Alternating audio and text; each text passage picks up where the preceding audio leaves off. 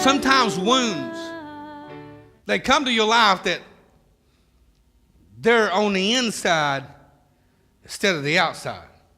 And see, if you scrape yourself or cut yourself, okay, you deal with that because you can see it. You know how to take care of it. But if something happens internally, you have to go to a specialist to find out.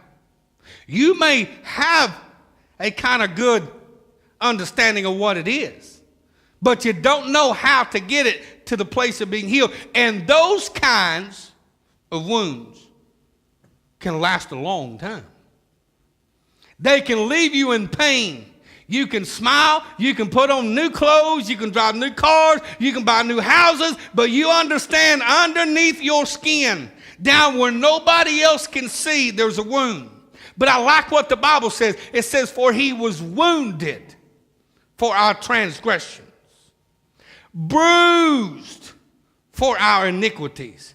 The chastisement of our peace was upon him, and with his stripes we are healed. I need you to know right now that Jesus did not leave you undone. That on the cross, not only did he take the stripes for you, but he said, for he was wounded for our transgressions. Transgressions is sins. Transgressions is sins that has been handed down from generations. David said, Lord, forgive me of my transgressions and my iniquities. Iniquities is sins that is justified by the church. It's what's going on in the church.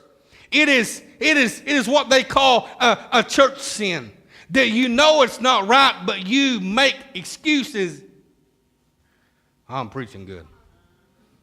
Iniquities are sins that is justified, and transgressions are sins that's been handed down. And David said, Lord, forgive me for my iniquities. I know not to. But Lord, forgive me for the transgressions that's been handed down. And I knew that I needed to walk away from it. I knew my daddy had a problem with it. I've heard the stories of my grandpa. I understand. I talk to you every day, but I still don't allow myself to be healed.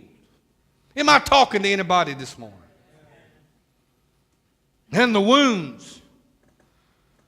The Bible never talks about her ever marrying or ever recovering.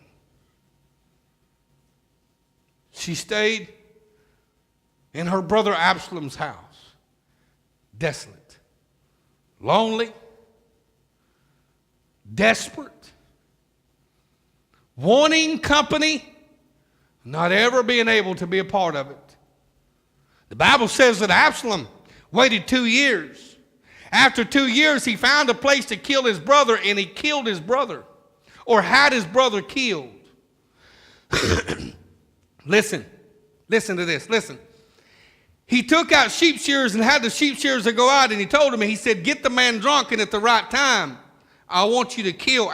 Who's that sound like? What did David do at one time? Where did David find himself at one time? Because lust. The Bible says in 2 Samuel chapter 10 that when the kings went out to war, he stayed home. Stepped over into the balcony and he saw this beautiful woman bathing, and it wasn't his wife. Instead of turning and walking away, he remained in the position until the lust took root. Then he said, I'm the king. I'll do what I want.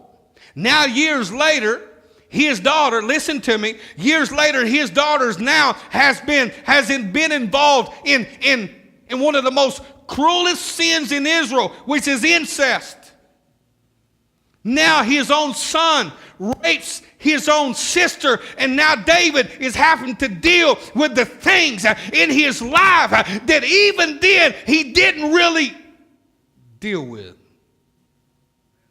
Church, I need to tell you right now that it's real, that the enemy is coming, that he is fighting a revival that is going to break bondages and destroy yokes, that no other revival has ever happened to this generation like we are about to see. And the enemy is not fighting against that. He's fighting against the church because the wounds of the church, my God, who am I talking to? The church can't go any further further because they're hurting too bad.